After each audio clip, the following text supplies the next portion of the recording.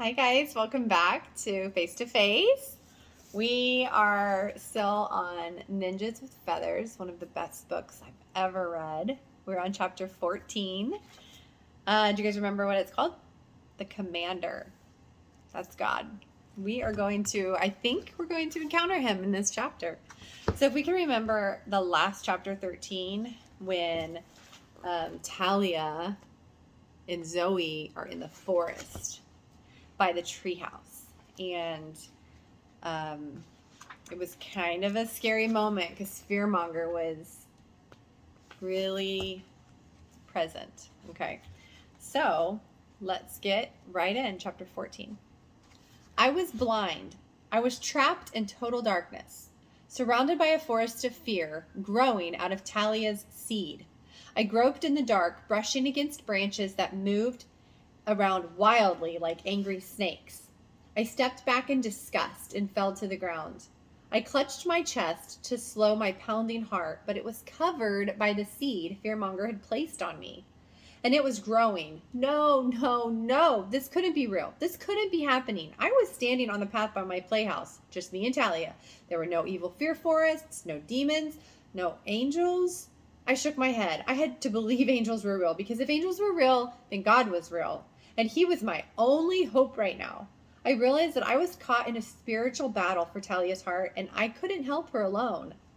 As I clung to that hope, a small light began to glow softly from underneath the seed on my chest, giving just enough light to see Fearmonger buzzing far above me. A branch lunged at me, trying to grab my wrist. I yanked my arm out of its grasp. Hurting people hurt people, I remembered. Talia was letting out all of her fear, all of her hurt, and I was in the way of it all. Well, I had definitely stepped into her mess. Now what? All right, there she is. See Fearmonger standing above her and that fear seed that he placed, but there's some light coming from it, so that's good. Fearmonger laughed wickedly as he soared above my head, clutching my bruised book. He was still reading, spilling all my awful secret thoughts. I dodged another branch attack and cried out, God, I know you're real. I know you care. I need help. I gasped, frantic. I need answers. I need to... Wait, I hadn't noticed it until right now. But amidst all the fear and craziness, there was something else that I felt. This little surge of power and confidence. Almost as if someone was straightening my shoulders, helping me stand taller and feel bigger. Jove? I couldn't see him, but somehow I knew he was there. My nose suddenly felt warm. Did I just get booped? The warmth that started at my nose was now spreading through me, so I closed my eyes and took a deep breath. The light from my chest seemed to shine a bit brighter. Hey, Fearmonger snarled, trying to get my attention. Are you listening to me? No, I replied calmly. No? What do you mean no? What are you doing? He yelled. I let out a long, slow breath from my nostrils. The corners of my lips curved up slightly into a mischievous smirk. I'm waiting. Waiting? Fearmonger cackled in laughter. For what? I've already beaten you. Things can't get any worse than this. Maybe not, but they can get a whole lot better. I stood there silent. I ignored the fear forest around me and the cackling creep above me. My lips began to move, although no words were coming out. The world around me quieted and slowed. It was just me and the thoughts flowing around in my head. The swirling storm of cluttered thoughts parted and made way for a glowing thought which hovered in the front of my mind. I opened my eyes. I wasn't trapped in a forest of fear. I was standing in a room of bright white, with a beautiful throne in the center, and standing in front of the throne, dressed in shining armor and a dazzling crown, was someone I instantly recognized. Hello, Zoe, he said, with a voice that sounded like how a hug would feel.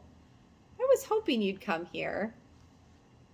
Grayson stood in the trees, watching his sister and Talia. Here's a picture of him. As soon as she had gone out the front door, he had felt a tug in his heart, telling him to follow her. He'd tried to ignore the feeling, but it wouldn't go away. It was probably nothing, but she was his sister, and Dad always said family was everything. Peering through the branches, Grayson tried to understand what was happening. Why was Zoe standing there looking so scared? Why was she letting Talia yell at her like that? This seemed stupid, risky, and dangerous. But then again, that's what Zoe loved. At least she used to, before he broke his leg. She was different now. Scared to try new things, worried about what would happen. He could see it in her eyes. But his sister used to love adventures, and she always wanted him to join her. Whether it was playing in waterfalls or jumping off roofs, she cheered him on. And to be honest, he loved it. She was a great sister. Why was he being so hard on her? She had said sorry more times than he could count. It wasn't her fault, really. He chose to jump. Grayson crept closer until he could hear what they were saying. Talia was yelling every mean thing she could think of, but he couldn't hear Zoe. She was moving her lips, but... Oh, how could Zoe be praying while all this is happening? It was as if she was in the middle of another dangerous stunt, and just like when he was standing on the roof looking at the trampoline below, he needed to choose if he would follow her into another risky adventure. The faith he had ignored for so long suddenly roared to life inside of him. He didn't know what Zoe was trying to do, but he could join her anyway. He could choose to jump again. Grayson closed his eyes and began to pray for his sister. My eyes took in all features at once. Eyes that burned brightly like a cozy campfire. Strong shoulders that would be perfect for shoulder rides. A powerful frame that looked like it could carry the weight of the world. And an entirely different kind of fear swept through me. I could feel his presence, like warm sunshine on my skin. I didn't know what else to do, so I fell to my knees and bowed my face to the ground. After a few moments, I heard his footsteps get closer. I know this is overwhelming, he said, but please don't be shy. You are my child. You can talk to me like a father, because I am your heavenly Father. Here he is in his armor. Looks like a big hug. I spoke softly. Am I in heaven? Or am I seeing this in my mind? Does it matter? He said. The only thing you need to know is that I am here with you right now. And I am very real. I felt a hand grab mine, and he pulled me to my feet. He smiled, and it felt like 10,000 happy moments, high-fiving my heart all at the same time. I immediately yelled excitedly and jumped for joy. Eventually, I calmed down and caught my breath. He seemed to be enjoying every second of it. Jove was right about your smile, I said, wiping a happy tear from my eye. Wait, where is Jove? I said, looking around. I know that sometimes it's hard to tell, but he's still here, standing right behind you. Even when it seems like you're all alone, you're not. I've made sure of it. I have so many questions, I said. He laughed, and I immediately started yelling and jumping for joy again. I know you have questions, he said when I finally calmed down, and we've got your whole life to answer them. Just keep coming back here. He put his arm around me, and we started to walk. I know sometimes it feels like you're waiting for me to do things, but the truth is, you're not waiting for me. I'm waiting for you. Waiting for me? What do you mean? I have so much I want to do in your life, Zoe. When he said my name, it felt like butterflies in my stomach were tickling me from the inside out. So many things I want to do through you, but I will never make you do anything. I want you to want to do it. I stopped and looked into his eyes. I do want to. I'll do whatever you want. I guess I just don't always know what you want or what I should do. But at least now I know you're here with me and you've sent angels to protect me.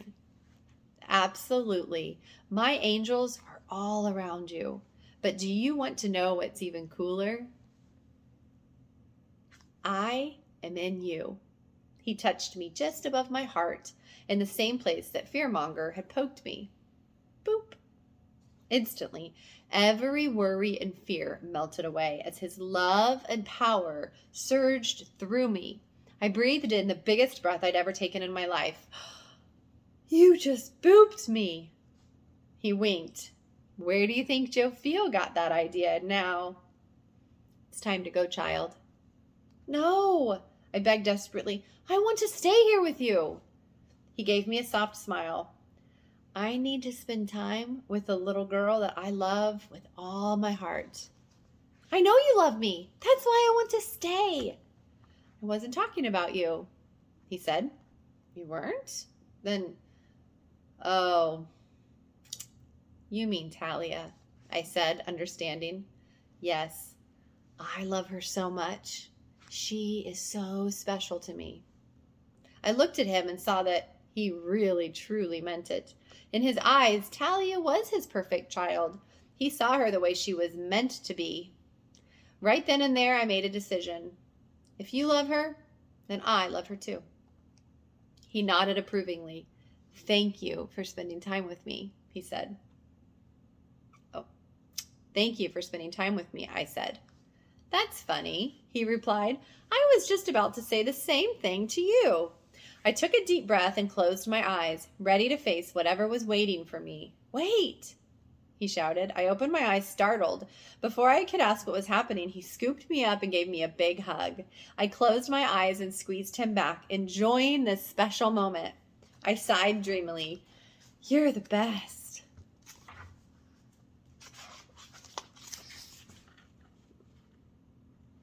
There they are. Okay, discussion questions. While the battle raged between Fearmonger and Joe, Zoe quieted herself and found herself in a conversation with God, her heavenly Father. God is real. Do you believe that?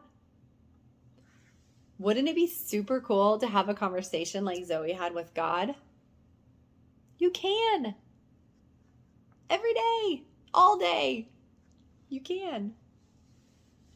Do you know the spirit world is very, very real? It is. Like Grayson, have you ever felt God tug at your heart and realized that you needed to make a choice? Okay, guys. Well, that's chapter 14. Next time, we will do chapter 15, Screams and Swords. We'll see you next time. Bye.